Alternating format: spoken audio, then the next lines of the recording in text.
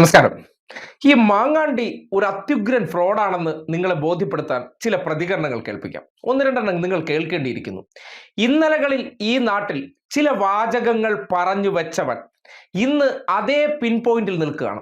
അതേ പിൻ പോയിന്റിൽ നിൽക്കുമ്പോൾ സ്വാഭാവികമായിട്ട് ഒരു വ്യക്തിയുടെ പ്രവൃത്തി നമ്മൾ എന്ത് ചെയ്യേണ്ടതുണ്ട്? നമ്മൾ ഓഡിറ്റ് ചെയ്യേണ്ടതുണ്ട്.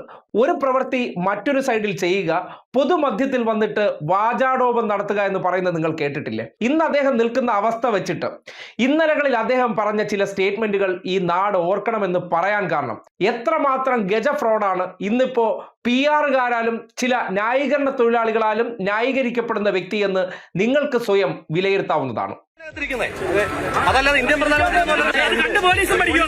ഒരു സ്ത്രീ പീഡന കേസിലെ പ്രതിക്ക് 100-200 പോലീസുകാർ കാവൽ നിൽക്കുക. ഇവർക്ക് നാണമില്ലേ? ഇവരുടെയൊക്കെ വീട്ടിൽ സ്ത്രീകളില്ലേ? ഒരു മാന്യതയും മര്യാദയും വേണ്ടേ? ഇത്രയും നാണമില്ലാതാകാൻ പാടുണ്ടോ? അയാൾ ഒരു ഹാബിച്വൽ ഒഫൻഡറാണ്.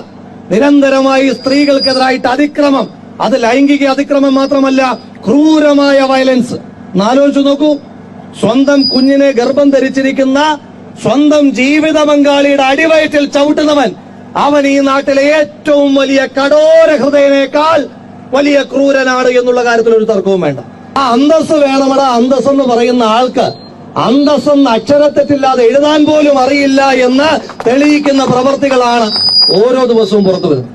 നാട്ടിലെല്ലാവർക്കും നല്ല പ്രവൃത്തിയുടെയും നന്മയുടെയും ക്ലാസ് എടുക്കുന്ന ആ സാറിന്റെ പരിപാടി ഈ മുൻ ജീവിത പങ്കാളി ഗർഭിണിയായിരിക്കുന്ന സമയത്ത് അവരുടെ അടിവയറ്റിലേക്ക് ചവിട്ടുന്ന ക്രൂരകൃത്യമടക്കം നടത്തി നമ്മുടെ ഗോവിന്ദച്ചാമിയുമൊക്കെ ഏതാണ്ട് ഒരേ ലൈനിൽ വരുന്ന ഹാബിച്വൽ ഒഫൻഡർമാരാണ് എന്ന് അദ്ദേഹത്തിന്റെ മുൻ ഭാര്യ തന്നെ സാക്ഷ്യപ്പെടുത്തുകയാണ്.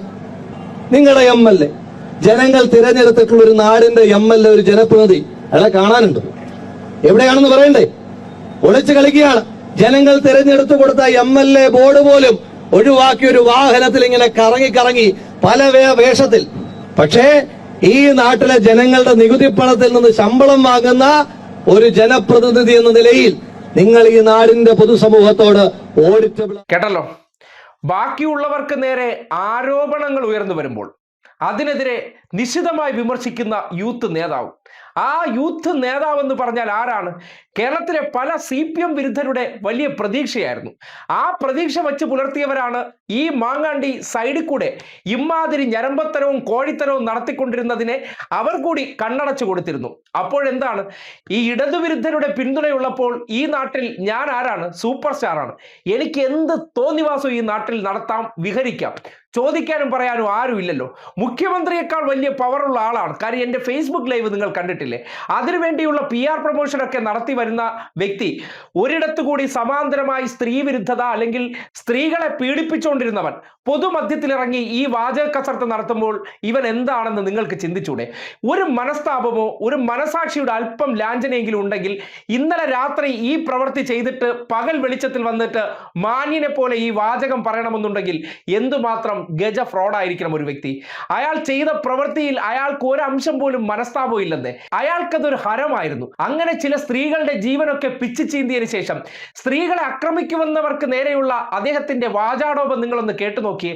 അന്ന് ഇത് കേട്ട് കൈയടിച്ചവർ, കോൾമയിർ കൊണ്ടവർ ഇന്ന് അതേ പ്രതിസ്ഥാനത്ത് പോയി നിൽക്കുമ്പോൾ ഇയാളുടെ പ്രവൃത്തി എന്താണെന്ന് നിങ്ങൾ തന്നെ ഒന്ന് വിലയിരുത്തി നോക്കിയേ. അന്ന് നടത്തിയ വാചക കസർത്തുകൾ ഇയാളുടെ പ്രവൃത്തിയെ മറയ്ക്കാനുള്ള വാചക കസർത്തായിരുന്നില്ലേ? സിനിമകളിൽ മാത്രമേ ചിലപ്പോൾ ഇതുപോലുള്ള കഥാപാത്രങ്ങളെ നിങ്ങൾക്ക് നേരിട്ട് കാണാൻ കഴിയൂ. അത്രമാത്രം ഒരു സെക്ഷൽ പെർവേർട്ട് ആയിട്ടുള്ള വ്യക്തി എങ്ങനെയാണ് ക്യാമറകൾക്ക് മുന്നിൽ അഭിനയിച്ചിരുന്നതെന്നും ക്യാമറകൾക്ക് പിന്നിലേക്ക് പോകുമ്പോൾ അയാളുടെ ഉള്ളിൽ ഉറക്കിക്കിടത്തിയിരിക്കുന്ന ഗജ ഫ്രോഡിനെ എങ്ങനെയാണ് ഉണർത്തി പ്രവർത്തിപ്പിച്ചിരുന്നു എന്നതിന്റെ നേർ സാക്ഷ്യം കൂടിയാണ് ആ പ്രതികരണമെന്ന് നിങ്ങൾക്ക് തന്നെ സ്വയം വിലയിരുത്താവുന്നതാണ്.